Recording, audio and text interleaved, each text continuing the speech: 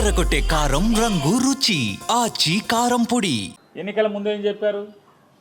ప్రతి నెల మేము ఎక్కిన 100 రోజుల నుంచి ప్రతి నెల లోకేష్ నాయుడు గారు చెప్పారు, పాదయాత్రలో నారా చంద్రబాబు నాయుడు గారు చెప్పారు, వాళ్ళ మాటనే మళ్ళీ ఎత్తుకుని పవన్ కళ్యాణ్ గారు చెప్పారు. జాబ్ క్యాలెండర్ ఇస్తా ఉన్నారు. ఎన్ని జాబ్ క్యాలెండర్లు ఇచ్చారు ఇప్పుడు దాకా? ఎన్ని జాబ్ క్యాలెండర్లు ఇచ్చారు? జాబ్ క్యాలెండర్లు ఇవ్వలేదు కదా. ఇవ్వకపోగా జాబ్ క్యాలెండర్లు ఇవ్వకుండా ఏం చేస్తున్నారు? మీరేం చెప్పారు? 2014లో ఏం చెప్పారు? ఇంటికి ఒక ఉద్యోగం ఇస్తా ఉన్నారు. ఉద్యోగం ఇవ్వకపోతే నిరుద్యోగ భృతి ఇస్తా ఉన్నారు. ఇచ్చారా? మోసమే కదా మీరు చేసింది. ఎన్ని ఉద్యోగాలు ఇచ్చారు? 25,000 ఉద్యోగాలు కూడా సరిగ్గా ఇవ్వలేని పరిస్థితి. 25,000 30,000 కూడా ఇవ్వలేనటువంటి మీ పరిస్థితిలో ఇంటికి ఒక ఉద్యోగం ఉన్నారు అంటే ఆంధ్రప్రదేశ్ రాష్ట్రంలో 25,000-30,000 ఉన్నాయా ఇళ్ళు? కొన్ని నిరుద్యోగ భృతి ఇచ్చారా? నిరుద్యోగ భృతి ఇవ్వాల. పోనీ ఈసారి ఏం చెప్పారు? ఈ ఎలక్షన్లో ఏం చెప్పారు? ఎన్ని లక్షల ఉద్యోగాలు ఇస్తామని చెప్పారు? ఎవరికైనా ఇచ్చారా? ఇవ్వకపోతే ఏం చేస్తామని చెప్పారు? ఇవ్వకపోతే ఏం చేస్తున్నారు? నిరుద్యోగ భృతి ఇస్తాన్నారుగా, ఇచ్చారా ఎవరికన్నా?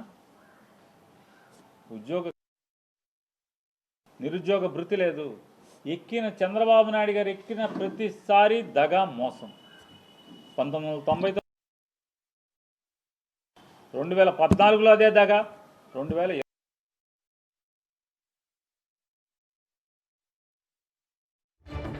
ఉద్యోగాలు కల్పిస్తామని చెప్తారు. లక్షల ఉద్యోగాలు అంటారు. నిరుద్యోగ భృతి అంటారు. ఇవ్వలేకపోతే ఏమన్నా మేము చేయలేకపోతే చొక్కా పట్టుకోమంటారు. ఎక్కడికి వచ్చి పట్టుకోవాలి? మీరేమో హెలికాప్టర్లోనూ విమానాల్లో ఎక్కి తిరుగుతూ ఉంటారు. ఉద్యోగం లేనటువంటి నిరుద్యోగులేమో రోడ్ల వెంబడి సైకిల్ మీద తిరుగుతూ ఉంటారు. ఎక్కడికి వచ్చి పట్టుకోవాలి? నుంచోవాలి కదా పని. ఎక్కడో దయచేసి సెంటర్కి ఊరూరికి నేను ఉద్యోగాలు ఇవ్వలేకపోయినా నా చొక్కాలు పట్టుకోమని మీరు అవకాశం ఇవ్వాలి కదా. అవకాశం ఎవరు? చొక్కాలు పట్టుకుంటాకి. ఈ ఇంత దగా మోసం, ఆర్భాటం, ఇటువంటి హంగామాలు చేస్తూ చివరికి ఏంటయ్యా అంటే ఈ ప్రభుత్వం ఏంటయ్యా అంటే ఇదొక ఈవెంట్ మేనేజ్మెంట్ ప్రభుత్వం. ఎన్నో సంవత్సరాలుగా అనాదిగా పెన్షన్లు ఇస్తూ వస్తున్నారు. కొత్తగా ఒక్క పెన్షన్ ఇవ్వలేదు. పాత పెన్షనే ఈయన ఒక హెలికాప్టర్ విమానం హెలికాప్టర్ వేసుకెళ్తాడు, రెండు కలిపి. ₹1 కోటి షామ్యానాకి కుర్చీలకు అవుతుంది. అక్కడ ఈయన వెళ్ళి ఒక పెన్షన్ ఇచ్చి మళ్ళీ ఒక షూటింగు, ఒక నాటకం, దాన్ని ఏమంటారు, ఒక స్కిట్టు, ఒక షార్ట్ ఫిల్ము, ఇదంతా ముందే మ్యాచ్ ఫిక్సింగు. ఏదో ఆయన సడన్గా వాళ్ళ దగ్గరికి వెళ్ళినట్టు, ఆటో ఎక్కినట్టు, ఆడికో మైక్ ఉంటుంది, ఈడికో మైక్ ఉంటుంది, ఆయనకో మైకు, ఈయనకో మైకు, ముందే మైకులు పెట్టుకుంటారు, సర్ప్రైజ్ లాగా వెళ్తారు. అదా ఇదా అని పాఠాలు వల్లి వేస్తారు. కర్నూలులో కాయగూరలు కొనుక్కుంటాకి వెళ్ళారు కదా, ఇంటికి కాయగూరలు కొనుక్కొచ్చారు కదా, ఉల్లిపాయలు కూడా కొనుక్కొచ్చారు కదా. కర్నూలులో మార్కెట్ రైతు బజార్కి వెళ్ళారు కదా. రైతు బజార్లో ఉల్లిపాయలు రోజు మార్కెట్లో రోడ్ల మీద పారబోస్తున్నారు రైతులు. పట్టించుకోరా అని అడుగుతున్నాను. ఫోటోలు మాత్రం సినిమా తీసుకొచ్చేశారు. రైతు బజార్కి వెళ్ళి ఉల్లిపాయలు కొనుక్కొచ్చారు, మావిడికి ఇవ్వాలి ఉల్లిపాయలు అని చెప్పని. ఇవాళ పరిస్థితి ఏంటి? మళ్ళీ తొంగి చూడరా?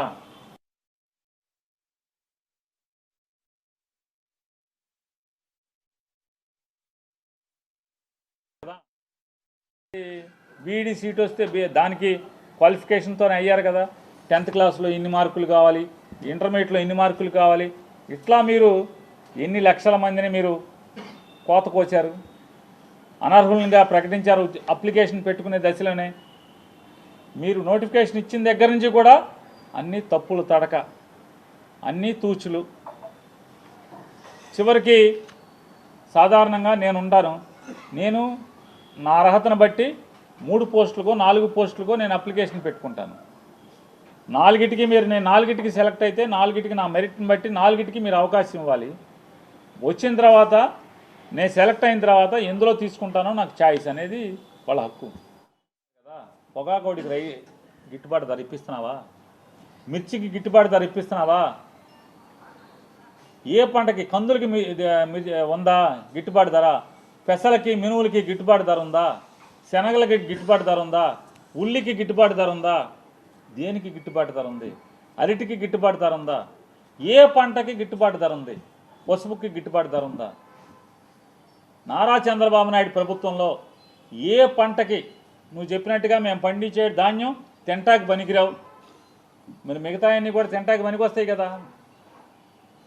ఏ పంటకి గిట్టుబాటు ధర ఇస్తున్నారు మీరు? ఎవరికి ఇస్తున్నారు? మామిడికి గిట్టుబాటు ధర ఉందా? డబ్బా కొట్టుకున్నారు, హంగామా చేశారు.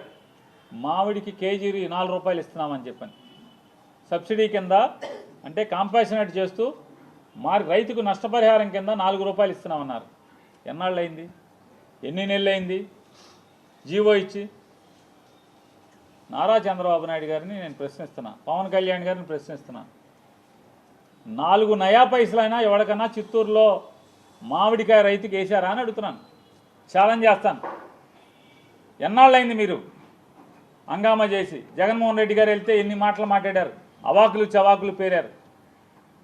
జగన్ గారి ప్రోగ్రాంని ఆపడానికి ట్రై చేశారు. జగన్ గారి ప్రోగ్రాంలో రైతుల్ని కేసులు కట్టారు, రైతుల మీద, జగన్ గారి మీద కేసులు కట్టారు. మేము 4 రూపాయలు ఇస్తుంటే జగన్ వెళ్ళి ఇప్పుడు వెళ్ళి అడావుడి చేస్తున్నాడని. 4 రూపాయలు కాదు, కేజీకి 4 పైసలు ఎవరికైనా ఇచ్చారా మీరు? నారా చంద్రబాబు నాయుడు గారు ఆంధ్రప్రదేశ్ రాష్ట్ర ఖజానా నుంచి 4 పైసలు ఎవరికైనా ఇచ్చారా? ఎందుకు ఇవ్వలేదు? దగా కదా. జగన్ ఎక్కడికి వెళ్తే అక్కడ ఏదో ఒక స్టేట్మెంట్ ఇవ్వటం, దగా చేయటం.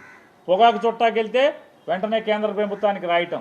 పెమ్మసాని వెళ్ళి కేంద్ర మంత్రిని కలుస్తాడు. మిర్చి కోసం వెళ్తే లెటర్ రాస్తారు. పెమ్మసాని వెళ్ళి లేకపోతే రామ్మోహన్ నాయుడు వెళ్ళి మంత్రులను కలుస్తారు. అప్పుడు దాకా మీరు పడుకున్నారా? జగన్ వెళ్ళే వరకు లేకరా? రైతులను పట్టించుకోరా? ఈ రాష్ట్ర ప్రజలను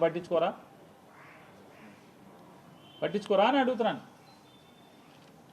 పాలనని గాలికి వదిలేసి ముగ్గురు 3 హెలికాప్టర్లు 3 విమానాలు వేసుకుని రామోజీరావు గారి కొడుక్కి సిగ్గన్నా లేదు. జగన్ 51 సార్లు బెంగళూరు వెళ్ళి వచ్చాడంటాడు. జగన్కి బాధ్యత లేదు, ప్రతిపక్ష బాధ్యత లేదు, ఎమ్మెల్యే బాధ్యత ఒకటే ఉంది. ముఖ్యమంత్రి, ఉప ముఖ్యమంత్రి, డిఫాక్టో ముఖ్యమంత్రి ముగ్గురు కలిసి ఎక్కడుంటున్నారు? ఎన్నిసార్లు హైదరాబాద్ ఇల్లు వస్తున్నారు?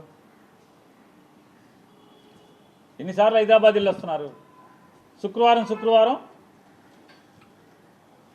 కొడుకు వెళ్ళిపోతాడు, మళ్ళీ సోమవారం నాడు వస్తాడు. శనివారం తండ్రి వెళ్ళిపోతాడు, సోమవారం నాడు వస్తాడు మళ్ళీ. ఈయనేమో అట్నుంచి అక్కడే ఉంటాడు. వారానికి ఒకసారో 2 సార్లు లేకపోతే 10 రోజులకు ఒకసారో ఆయన షూటింగ్కి వచ్చినట్టుగా ఇక్కడికి వచ్చి వెళ్తాడు. ప్రత్యేక విమానంలో వస్తాడు. జనం సొమ్ము కదా. జనం సొమ్ముతో మీరు విమానాల్లో గాల్లో చక్కర్లు కొడతారు.